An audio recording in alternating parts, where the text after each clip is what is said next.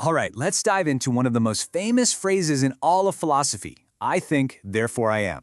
We're going to break down where it came from, what it actually means for the whole mind-body question, and, well, why it might not be as rock solid as you'd think. But first, let me ask you something, and I'm serious. How can you be 100% certain that you aren't dreaming right this second? It sounds like a weird question, I know, but this is the exact place the philosopher René Descartes started his whole quest for truth. You see, Descartes was on this incredible mission to find just one single, unshakable truth, a solid foundation he could build all of knowledge on. And to do that, he decided he had to throw out everything he thought he knew, unless he could prove it was absolutely, without a doubt, certain. Now, to really get what Descartes is arguing, we first need to understand his bigger theory about, well, everything. It's called Cartesian Dualism, and it's this idea that reality is made of two totally different kinds of stuff. So here's the breakdown. Descartes believed everything falls into one of two buckets. In one corner, you have the mind. Its entire essence, its whole job is just thinking. And in the other corner, you have the body, which is all physical matter. Its essence is what he called extension, which is just a fancy way of saying it takes up space. In his world, these two things are fundamentally separate. So the big question is, how in the world did Descartes try to prove that the mind's essential nature really is just thinking? This is where we get to his first and definitely his most famous argument.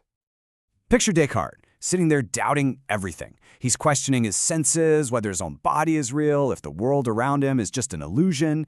And then he has this incredible breakthrough. He realizes that even if he's being fooled about everything else, there's one thing he can't be fooled about, the fact that he's doubting. And what is doubting? It's a form of thinking. So he puts this into a formal argument. Step 1, he claims he just can't imagine himself existing if he wasn't thinking. Step 2, and this is a really big leap, he says that if something is truly inconceivable, it must be impossible in reality.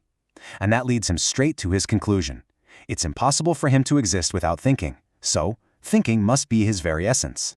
And this entire chain of logic gets boiled down into one of the most powerful phrases in human history, Cogito, ergo sum, or, as we all know it, I think, therefore I am. He's found it, his one unshakable truth. He knows he exists because he is a thinking thing. So, what has he proven, at least to himself? That, at his absolute core, he is a thinking thing. This is huge because it establishes the mind as its own substance, totally separate from the body. It's the first major piece of evidence for his whole dualist theory. But you know how it goes. Anytime someone comes up with a big, bold idea in philosophy, it's going to attract some challenges. And critics pretty quickly zeroed in on what they saw as a major weak spot. The critics aimed right for the heart of the argument, that very first premise, the claim that it's just inconceivable to exist without thinking.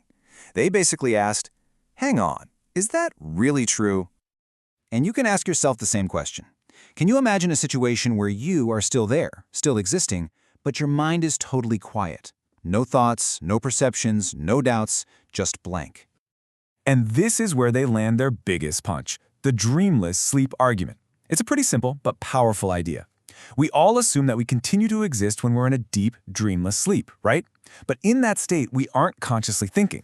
So if we can exist without thinking, even for a little while, then thinking can't be our absolute, unchanging essence. So why are we still debating this hundreds of years later? What's the big deal? Well, it matters because this argument gets right to the very core of how we understand our own consciousness. A modern analogy actually makes this super clear. For Descartes, your mind is like a computer program, and its essence is the act of running code. You can't separate the program from the running of it. But for the critics, your mind is more like a program that still exists on the hard drive, even when it's not open and actively running. And this really gets at the core tension of the whole thing. Descartes' argument feels so powerful because the act of thinking seems to prove its own existence, right here, right now. But it's also incredibly vulnerable to that simple, nagging thought. Maybe we can just exist without actively thinking about it. So, at the end of the day, we're left with this massive question that echoes from Descartes' time all the way to our own. Is your mind, yourself, just the activity of your brain, something that switches on and off? Or is it something more fundamental, something that's still there even when the lights of thought go dim? The debate is far from over.